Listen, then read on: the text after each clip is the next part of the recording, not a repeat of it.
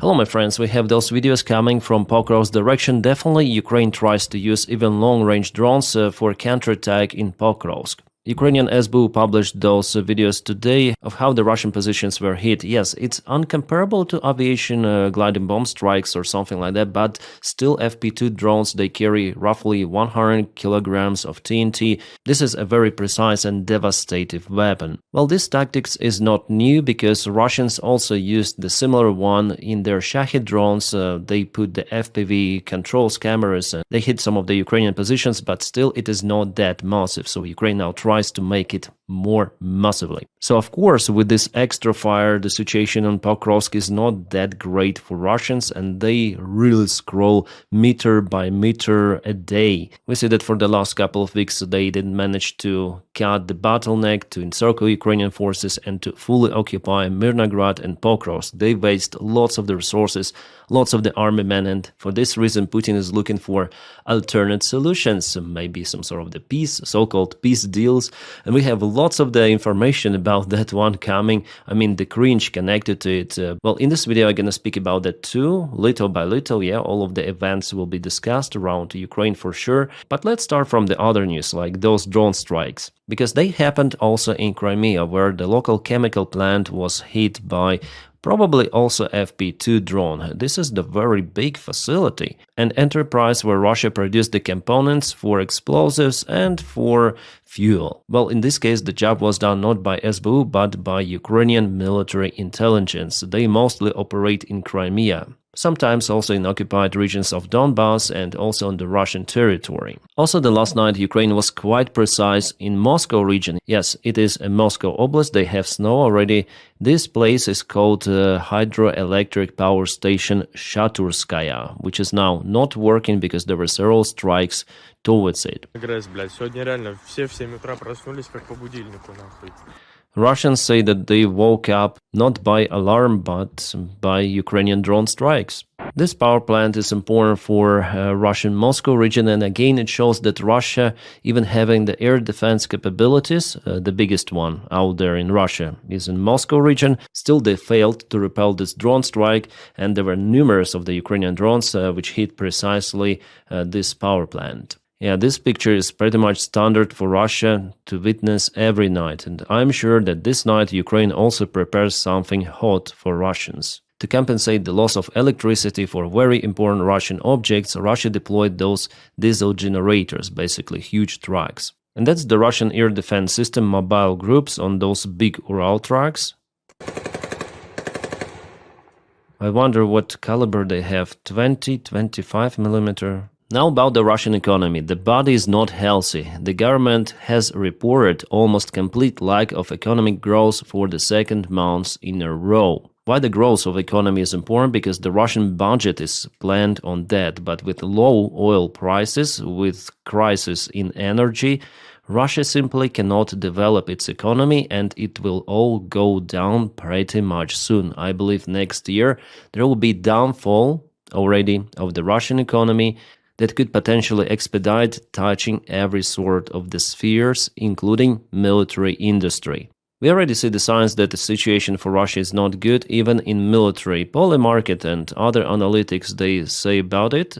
So, for example, Ural Vagon Zavod, the main factory that produces Russian tanks, modernizes those, performs maintenance, and also producing some of the Russian BMPs. So it's the largest Russian manufacturer of the railway cars and the main supplier of the tanks to the army. It is launching a major wave of staff cuts. According to the publication, 10% of its workforce will be laid off by February 2026. The company will also stop hiring new employees. For some divisions, the scale of layoffs will be amount up to 50% of their full-time staff. But just 1 year ago, Russia was in lack of the working force, and they increased the salaries for the military sector, sometimes even by 300%, so 3 times. It's crazy. They wanted people to stay, but now they want them to lay off. It tells a lot about the situation with even Russian military-industrial complex, the main feature actually for the Russian economy to stay floated, because if people work out there, they also need other services like bars, restaurants, barbershops, more vodka shops. Everything of that is supporting the Russian economy. Russia pays more from its budget, but Russia cannot live like that forever, because what they produce is being finished on the front lines. I mean, completely finished. So there is no additional value added to those products. You cannot live like that for years and years. So of course there will be stagflation and deflation of the Russian currency and the price for the working hours for average Russians.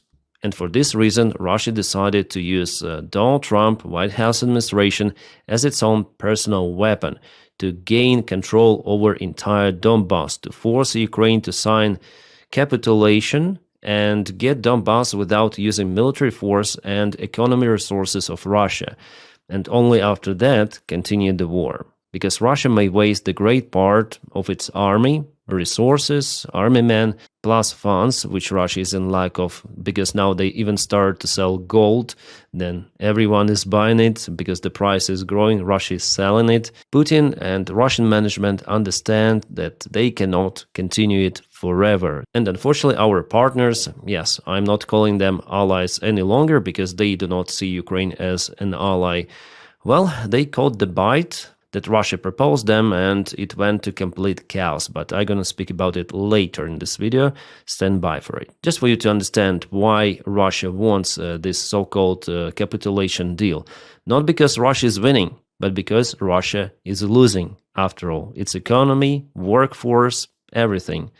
After time, yes, not this year, not maybe in 2 years, but finally the Russian economy will get to its bottom. And Ukraine does the smart thing here. It doesn't agree on that and exchanges ground for time. Guys, now let's continue with the frontline updates. Let's go from Plavny, Stepnohirsk and Kamensk. There are no changes for the last 24 hours. Well, probably just this one. There was a Ukrainian drone in operation. Yeah, Geo confirmed some of the local Russian positions were hit. There is the video. I cannot show it to you fully because there is Russian infantry there. But it shows that Ukrainian resistance is working, yeah. For Russians, it's not easy to propel. This area is in a gray zone for a very, very long time. In the block of the music school, I already told you that Russians were mostly repelled by Ukrainian drones only. But we have the Russian attempt. They wanted to go to Orikhiv. They advanced to Novodanilivka village with their vehicles even, but they were annihilated. Can I say annihilated? The Ukrainian 65th Brigade just 1 day ago capoted this Russian convoy. 3 of the vehicles, 2 of the BMPs and 1 tank.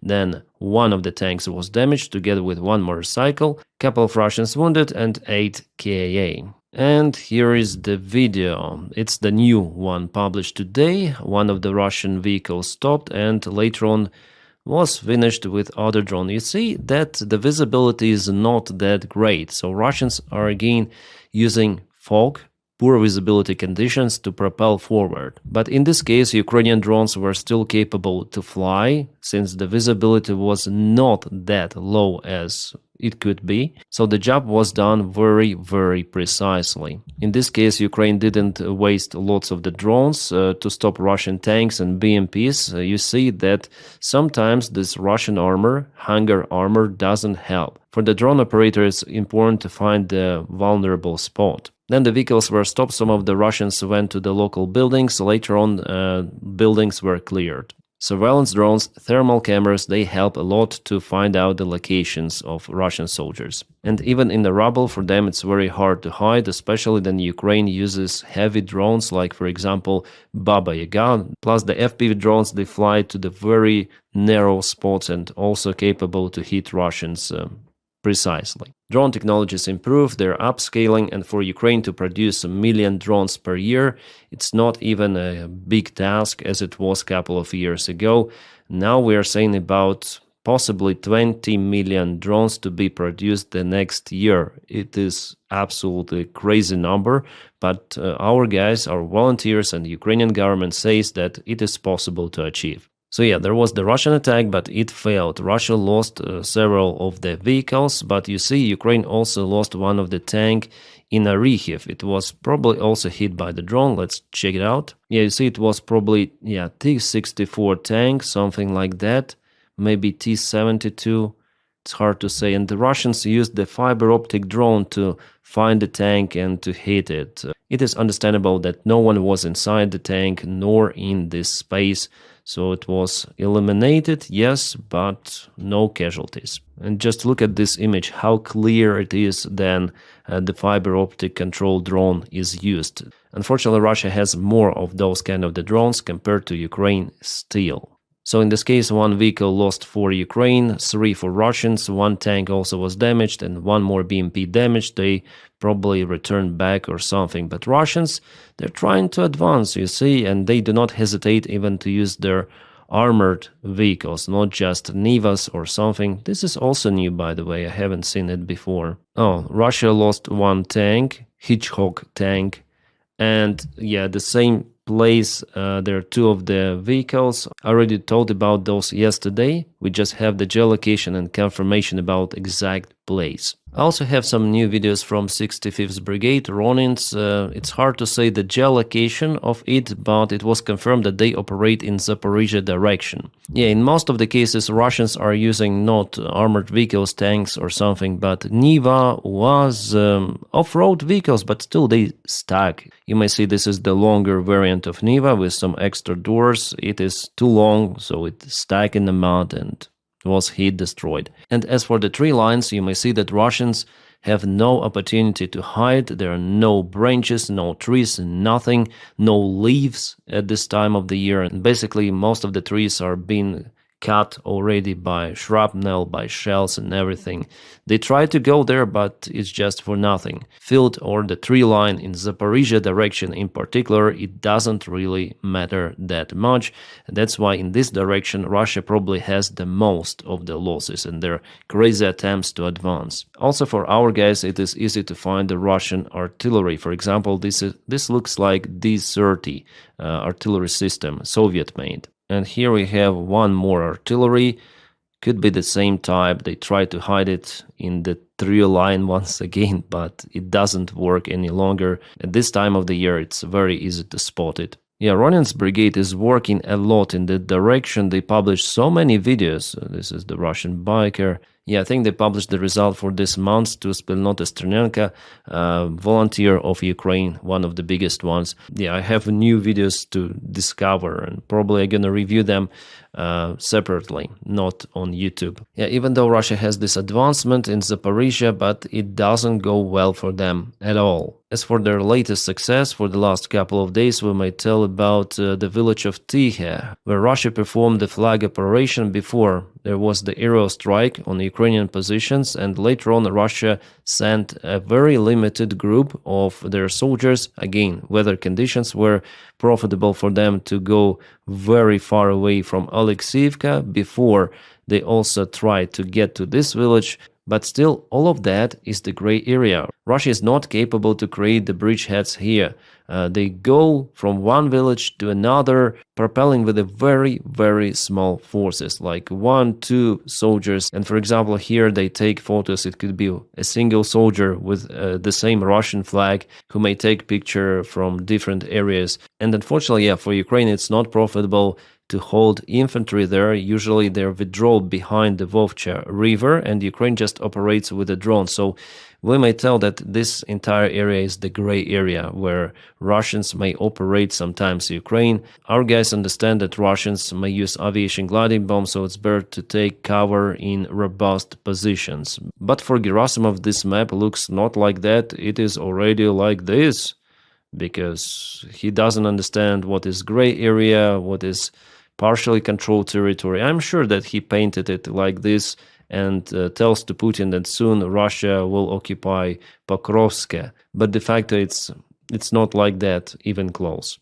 Okay, more to the east, Russians again tried to move their forces towards Novopavlovka, and again they were hit. Yeah, the video quality here is not good, but it seems like Novopavlovka is a new way how to trap Russian forces. They just go, go, go like zombies, and Ukraine is just using drones. Russians cannot propel from that village or to somehow resist in this village. They all were kaputted once again. And yeah, about Pokrovsk, Ukraine tried to use some of the drones on industrial area. Russians are gaining some of the ground in this quartal area, close to the central part, and also they propel a little in attempt to close the bottleneck for Ukrainian army. Well, I still don't know why Ukrainian military command keeps our forces in Mirnograd, especially then I saw the video I told about you yesterday, then Russians capable to imprison 5 of Ukrainian soldiers and later they finish them off. It's crazy. Yeah, so I'm very, very disappointed. Again, I'm calling for reforms in Ukrainian military command, but it's because it's very risky, you see, and there is no other choice than to leave after all. But in this case, unfortunately, with casualties, well, likely it's not Bakhmut. We're not speaking about thousands of Ukrainian troops, but still, every life of Ukrainian soldier is very precious. So as for me, neglectance is still out there. There was the information about the Ukrainian massive counterattack, the presence of the Ukrainian forces in the central part of the Pokrovsk. Guys, it is not true. I can show you the face where this information is coming from. Yeah, it's our favorite military commander of Ukraine who said that Ukrainian army broke through Pokrovsk with a massive counterattack and took the central part under control. I think he fits Kadyrov's army perfectly. The way he looks, the way he says bullshit. Yeah. Valentin Manko, that's his name, colonel of the Ukrainian army, who leaked classified information through his TikTok. He's still out there. He's not being dismissed by Syrskyi. Our officers even are calling to dismiss him, but no, nothing is happening. Yeah, both of the sides are making fun of him, Ukrainian and Russian one. This guy shouldn't be a commander. He's very incompetent and he tells absolute bullshit. Not just in his social media he lies, but also he tells that stuff in his reports. It was confirmed by the guys and the soldiers who are under his command. And there's the company, like several people who left the Ukrainian army because of this guy. Yes, yeah, they voluntarily left because they don't want to lose their lives for nothing, for incompetent person. So yeah, Ukrainian command, sometimes it is strange. Well, here I see Ukraine lost this vehicle. It's something new. That's what I see on the map. It was MRAP vehicle that was abandoned, probably. Yeah, we have other camera. It was definitely abandoned and hit by Russians. I wonder why it was abandoned, because it looks like it didn't stack in a mount or something. Yeah, actually there was someone, but the drone didn't hit inside the cabin. It hit this wall. But later we don't see anyone inside, so probably someone was injured. It's hard to say, but later on it was abandoned. In Konstantinivka direction, Ukraine is using lots of the drones in attempt to stop the Russian advancement, so far quite successfully. And with the latest update, I don't see the new movement of the Russian army. Northern area, here, Siversk, the fights are ongoing, no big changes. And here towards Yampol, Russia put their flags and probably they could have advanced actually here with their main forces. I'm still checking this information, but it looks like they may already use Yampol as the bridgehead for the further attack towards Liman. And unfortunately here we may say that Russians cut mainly all of the supply lines for Ukraine, so they destroyed the main bridge. They're very close to the road from Yarova, and also they mainly reached the road not far away from Ozerne. And you may see the Siversky Donets River, it goes like that. So the area mostly became isolated. Only with the help of the Panton bridges, Ukraine may supply its forces, but those bridges are being identified and also hit by Russian aviation gliding bombs, Russian artillery drones, so it's very risky to put those Panton bridges. Even in Kupiansk, those bridges were hit, unfortunately, by Russians. That's why for Liman, unfortunately, the destiny is already understandable. In Kupiansk, there are no news for today, which is good news. Alright, now about so-called peace deal, because I cannot even call it a peace deal. It's basically a Russian proposed demands for United States, even not for officials of the United States. It was the leaked proposal by Dmitriev to Vitkov. And Vitkov took that document, he ran to Donald Trump, and Donald Trump took it as the to-go decision to pressure Ukraine to sign it. That's basically how it happened, guys. It is as embarrassing as it is. It's not Trump's plan. It's not Rubio's plan. Those are just the points of the Russian demand. And it shows really how incompetent United States officials really are and how chaotic they operate, that within the team, Trump's team itself, there is no connection, no communication. They just want to show that they're doing something, then in fact, they're unaware about the subject or what is happening. Nevertheless, for 2 days there will be the meeting where two of the sides will correct all of those 28 points, maybe not all of those, but it doesn't really matter because Putin already reported that he will continue.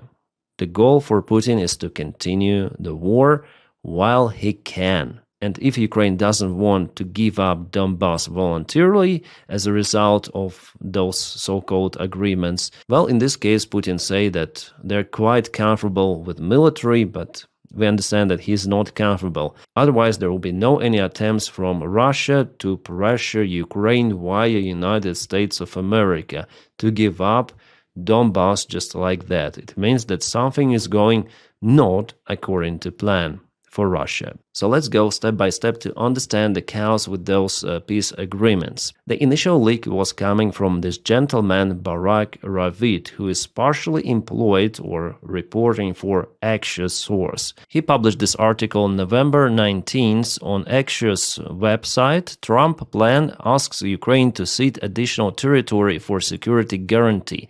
And he obtained this information from the Russian side. Could be from Dmitriev, could be not from Dmitriev, but somehow he got this access himself, personally. Someone leaked it to him. Could be official also who is working with Dmitriev and not Dmitriev himself. After he revised this so-called document, which is not actually a document, this is the proposal from the Russian side of how to deal with the Ukrainian question, just a proposal. He understood it as some sort of the agreement between Donald Trump and Ukraine. Then in fact, Dmitriev was cooperating, yes, behind Trump's back with Vitkov. They were discussing this issue, but that time there was no attempt from Vitkov to make it some sort of the sensational agreement or something. But after that leak, and Barak Ravid posted it also on Twitter, Steve Vitkov saw it, and because he is not that close familiar with modern-day technologies, with all of those gadgets, he confirmed that he must have got this from Kay. Maybe he was trying to type to some private message, but something slipped and he replied it openly to Barak Ravid as a comment. He must have got this from K. K means Kirill Dmitriev. So Steve Vitkov didn't leak this information. They were discussing the potential points of the peace plan with Dmitriev. Again, not informing Trump or Rubio about those conversations. Well, maybe Trump knew that Vitkov is just blah, blah, blah with Dmitriev, but now it is evident that Trump didn't know about those 28 points or whatever points. This document was not on Trump's table. Even then, he started to pressure Ukraine damn hard. Yeah, later on, Steve Vitkov deleted this message, but it was too late because it already appeared in internet. So people just took the screens and that's it. And later it created this informational wave, like what are those secret agreements, what is the document, and Financial Times plus Reuters also started to publish their articles. They referred to some of the unknown sources. So what Vitkov did, he went to Donald Trump and said, we were discussing some plan with Dmitriev, and for the first time Trump became aware of what is happening. But there was already informational wave created. It is now we know from multiple of the sources that the peace plan, consisting of 28 points, was developed by Trump's special envoy Steve Vitkov and Putin's special envoy Kirill Dmitriev. Trump's son-in-law, Jared Kushner, was also involved in discussion. Yes, Witkoff, Dmitriev, and Kushner, they were discussing the plan, but it was leaked because Russians want it to happen. And Secretary of State Marco Rubio knew nothing about preparation of the plan. Donald Trump also saw it at the last moment, but approved it after being informed right away. My friend Witkoff, is it plan good? Witkoff says, yes, it is good. It is already known everywhere, media write about it, so we have to say that it is our plan that created by our administration. Then de facto, United States administration has nothing to do with that plan, and Marco Rubio was definitely unaware, together with Donny, and they didn't even read the plan. Then they started to press Ukraine. Guys, it is 100% because if they read it, they would understand that they are getting themselves into this trap. So the pressure on Ukraine, on Zelensky, was just astonishing and happening at the worst time period possible. It was a perfect storm, and everyone was shocked. Even on 20th of November, it was evident that those points, they're unacceptable by any sort of the state, not just by Ukraine, but by any sort of the state. Those are violating all of the international laws. They're forcing Ukraine to basically surrender its territory voluntarily to Russia, the territory that has not yet been occupied by Russians. The parallel is clear. This is like appeasement of Adolf Hitler before the Second World War. Ukrainian allies also were shocked, and the next day there was the visit of Driscoll, who is a friend of J.D. Vance, to Kiev. At first, the aim of the visit of the Pentagon general was the discussion about sharing drone technologies, but on the way, Donald Trump gave him the special order to speak about capitulation, or you may call it a peace plan. Yes, Daniel Driscoll, he delivered this message from Donny that Ukraine should basically surrender. He was kind of like that, smiling in front of the cameras, but behind the closed door, there was the meeting between him, Ukraine at first, and there were some of the ambassadors of the European Union. And he tried to morally push everyone. According to Reuters, representatives from the European Union, they were disgusted with his behavior, telling that we don't care what is there in those points. We need to get this shit done. You should take this initiative from Donny. It is the peace plan. So he's like this General Soldaphone, we call those like that. Oh, I got the order, you should obey me, everyone should obey. Later the same evening, Zelensky recorded his address to people because he was pressured so much that and he was forced to come out with a message, guys, we're up to lose our key partner, key ally, the United States of America. Well, as for me, we lost it a long time ago after Donald Trump was elected, honestly. Now it's just a formalization of that divorce. Well, the same day Putin wore the military uniform, he organized his own meeting, saying that the only way to reach peace is to reach the goal of the special military operation. He met with Gerasimov, other generals.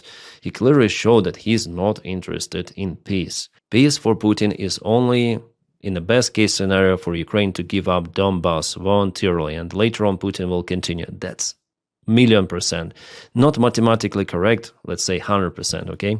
But the next day, Putin was wearing his suit and also said that, oh, we have just obtained that plan from Americans via our channels.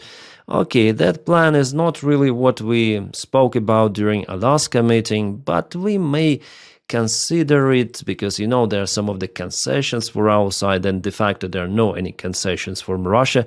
It is just Ukraine which is being pushed. And, you know, maybe I may accept that Putin himself, he didn't know about the details of that plan because it was developed by some of the clerk from the Russian FSB who gave all of those points to Dmitriev, and Dmitriev took it as the base that was later on leaked with a great probability by the Russian side. Maybe some prankers leaked it somehow, maybe got the access and leaked it to Axios. Well, nevertheless, it became public. And you understand, yeah, what I'm saying, that it was the Google translated from Russian to English plan. It is already evident because English native speakers, they do not use those strange words usually, especially in documents. So it is 100% Russian proposal document. But whether Russia definitely shared it to the press, to Axios source, for now it's not that evident. Well, looks like it, if we believe also Witkoff's comment that probably it was leaked by K. And yesterday there was a big bomb drop that uncovered everything. Those were the senators from Republican Party and from Democratic Party. Also one, we may call him independent senator. Well, let's check out what they say after they spoke with Rubio. I put the volume maximum. Secretary Rubio did make a phone call to us this afternoon. I think he made it very clear to us that we are the recipients of a proposal that was delivered to one of our representatives. It is not our recommendation. It is not our peace plan.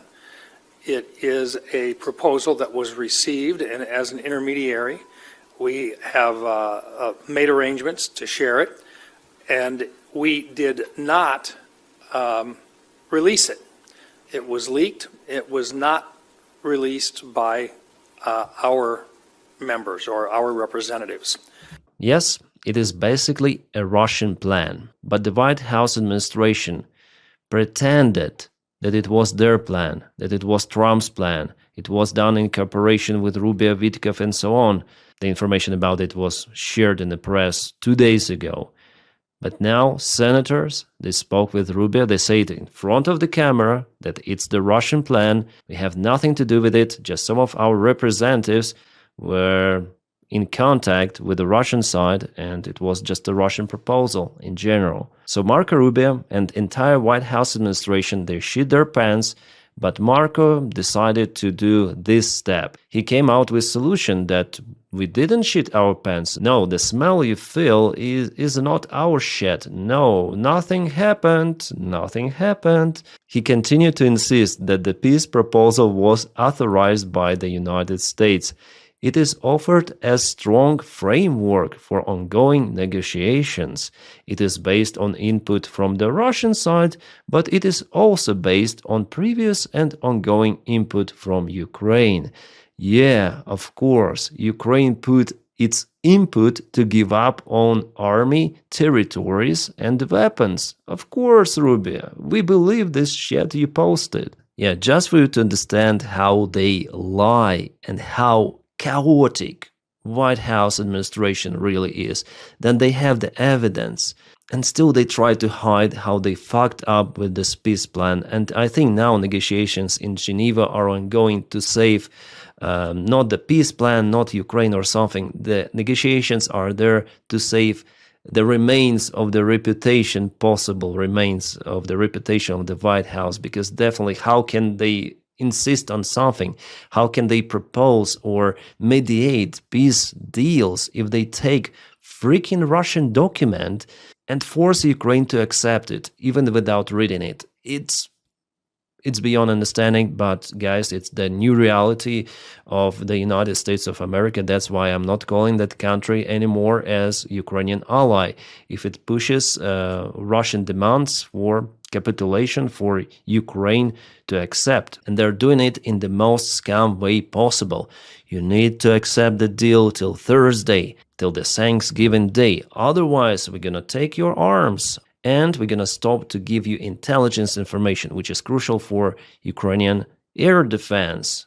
Just for you to understand, yeah, accept Russian plan, capitulate, or you're going to be bombed by Russians. All of those casualties in Ukraine, civilians, military, we don't really care. We say about them in Trump posts, but you will die, under Russian bombardments because we force you to capitulate. If you don't agree, you'll die. That's basically how it looked like, and it is real. It is happening. So I don't know what is really worse, for United States to push Russian agenda or for United States to propel Russian documents for Ukraine.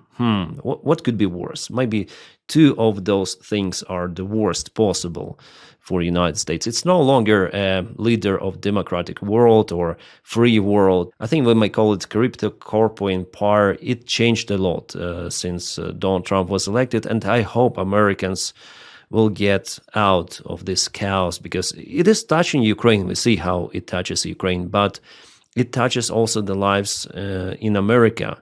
It touches economy of the country, its international influence.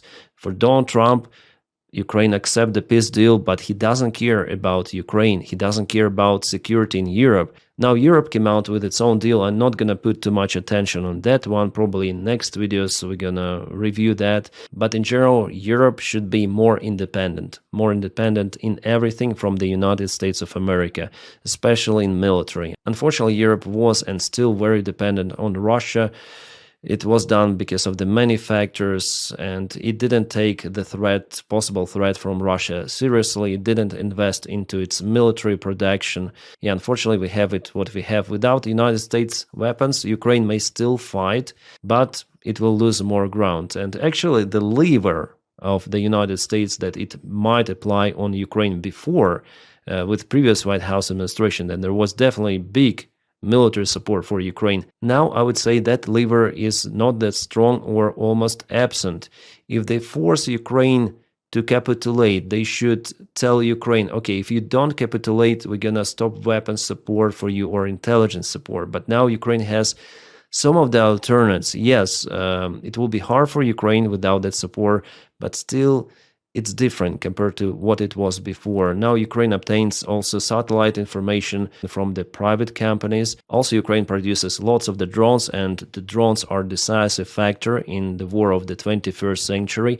And America is not over there. It doesn't provide drone technologies for Ukraine. It's Ukraine who could provide drone technologies for United States of America. So United States is not influencing Ukraine as it was before. Now it's pretty much limited minimum military support coming. Donald Trump may tell whatever he wants to tell to Ukraine, but Ukraine should put on the weight its relations with Donald Trump and just some of the military support it has, mostly for Patriot missiles. It is crucial. That's why I'm speaking about civilians who are actually dying under the Russian strikes. So here Donny creates this absolute disgusting pressure. So you'll have more civilian casualties if you will not obtain our PAC-3 missiles capable to hit Russian ballistic missiles. So Ukraine should put here on the weight, but on the other weight, it's incomparable. It's Ukrainian independence. Those people who are still on occupied territories, and you want to force them to become Russians or what? The limited military support and blackmail from the United States is not equal to sovereignty of Ukraine. United States is not capable to influence Ukrainians' people decision or Ukrainians' government decision. And I communicate with our guys on the front lines. They say that even if they had the order to withdraw, I spoke with two of them, okay? If they had the order to withdraw, they would not commence to that order. They would stay on their positions and continue to defend Ukraine.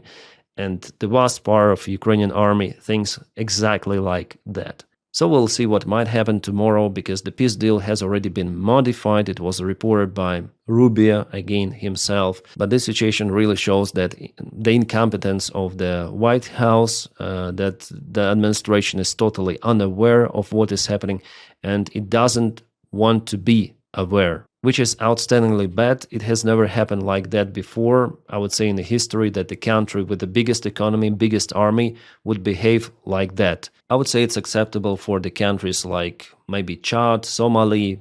For United States, no. And tell me, guys, tell me if it is normal, like honestly, even if you support Donny, tell me, is it normal to repost that someone put the prompt in artificial intelligence, creating this sort of the image, and President of the United States of America reposted that? Is it normal? I don't think so. Guys, we're at the very, very bottom of politics, and it is very dangerous. Dangerous for entire world. Putin understands that if Donald Trump is pushing Ukraine like that for Russian demands, it is clear for him that the United States will not defend its allies in Europe. It's 100%, and Putin might prepare something really big. The next week I'm planning to record one more video about the possible war between NATO and Russia in Europe, and why Putin wants to have it and why it is almost imminent. We have all of those signs pointing out that it will happen. My friends, we need to be ready even for that scenario. Yeah, not a positive news at the end, but I tell how I think based on the information I got out there public information available. I have my own logic and I tell you about it. And thank you guys for your kind support on Patreon and also membership. If you want to follow me on Patreon, the link for it just in the video description below. For follow me on membership, just press this button somewhere, join. Thank you guys for making this content possible. Without you, my job would not exist. If you don't have the opportunity to support me like that, you may press your like to this video and also subscribe for the channel. By doing it, you also propel this video in YouTube algorithms. Your subscriptions, your likes, sometimes even comments are very important. My friends, I wish you all a peaceful sky wherever you are and have a great time.